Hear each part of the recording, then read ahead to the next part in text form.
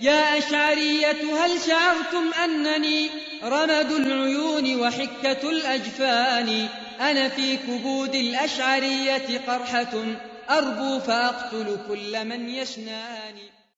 Notre dalil, notre preuve c'est quoi? Dans le Coran, Surat Al-Imran, Surat 3, au verset 7. Il dit Allah subhanahu wa ta'ala dit هو الذي أنزل عليك الكتاب منه آيات محكمات هن أم الكتاب وأخرى متشابهات فأما الذين في قلوبهم زيغ فيتبعون ما تشابه منه ابتغاء الفتنة وابتغاء تأويله وما يعلم تأويله c'est là le mahal shahid. Ils disent, Allah subhanahu wa ta'ala dit وما يعلم تأويله إلا الله والراسخون في العلم يقولون آمنا به كل من عند ربنا وما يذكر إلا أولو الألباب. Ils disent, Allah subhanahu wa ta'ala dit, Surat 3 verset 7, c'est lui qui a fait descendre sur toi le livre. Il s'y trouve des versets sans équivoque, qui sont la base du livre, et d'autres versets qui peuvent prêter à interprétations diverses. Les gens donc qui ont au cœur une inclinaison vers l'égarement mettent l'accent sur les versets à équivoque, cherchant la dissension en essayant de leur trouver une interprétation, alors que nul n'en connaît l'interprétation à part Allah. Mais ceux qui sont bien enracinés dans la science disent, nous y croyons, tout est de la part de notre Seigneur, mais seuls les doués d'intelligence s'en rappellent. Ils disent, voilà. Allah subhanahu wa ta'ala dit ici quoi? Qu'il y a des versets qui sont équivoques, il y a des versets qui ne sont pas équivoques. Et il dit, il y a des gens qui cherchent à donner des interprétations aux versets qui sont quoi? Qui sont équivoques, alors que c'est Allah seul qui connaît cela. Ils disent les noms et les attributs d'Allah, ça fait rentrer dans les versets qui sont équivoques.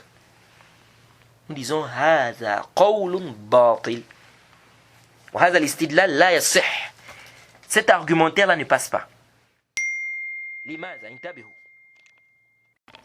Tout d'abord, qui a dit cet argumentaire-là ne passe pas. Tout d'abord, qui a dit où est le dalil, où est la preuve qui dit que les attributs d'Allah subhanahu wa ta'ala, ça rentre dans les versets qui sont équivoques, que ceux-là connaît. Où est le dalil de ça d'abord? Deuxièmement, qui vous a précédé dans ça? Aucun salaf n'a dit ça. Aucun salaf n'a dit que les noms et les attributs d'Allah sont dans les versets mutashabih, sont dans les versets qui sont équivoques. Aucun salaf n'a dit ça. Qui vous a précédé dans ça? Ça c'est troisièmement. Ah, c'est le 2. Troisièmement, le verset, on peut enchaîner le verset comme on peut s'arrêter. On peut faire ce qu'on appelle le wasl, on peut faire ce qu'on appelle le waqf. Jay, ça veut dire quoi ça? Vous savez, le Coran, il y a plusieurs qira'at, il y a plusieurs lectures, n'est-ce pas, concernant le Coran. Ça c'est ma'rouf. Alors ce verset, on peut le lire de deux manières. On peut faire le waqf comme on peut faire le wasl. Ça veut dire quoi? Ça veut dire on peut lire en enchaînant comme on peut lire en s'arrêtant. Si on enchaîne, qu'est-ce qu'on va dire? Si on enchaîne, on va dire les gens donc qui ont au cœur une inclinaison vers l'égarement mettent l'accent sur les versets à équivoque, cherchant la dissension en essayant de leur trouver une interprétation, alors que nul n'en connaît l'interprétation à part Allah et ceux qui sont bien enracinés dans la science.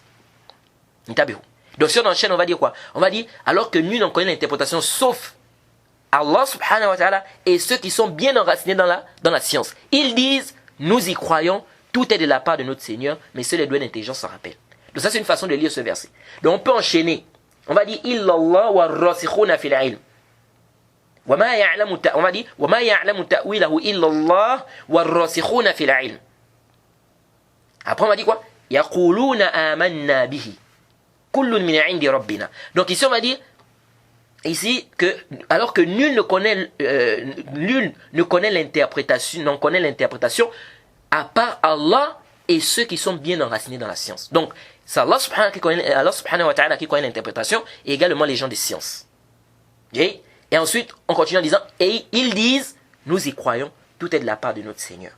Donc, soit on lit ça de cette manière, soit on lit ça de la première manière comme on a cité le verset. Soit on lit de la deuxième manière, comme je viens de lire là, ou de la première manière dont j'ai cité.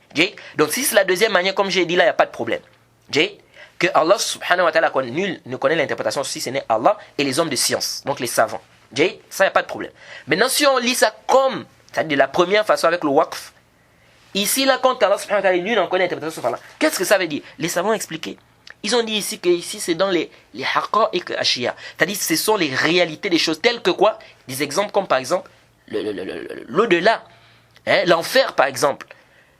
On nous a expliqué, on nous a dit qu'il y a l'enfer, etc. On croit à tout cela.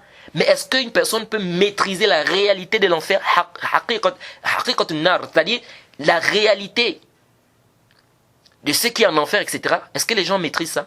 Ou dans le paradis, etc. Non! C'est Allah seul qui connaît cela.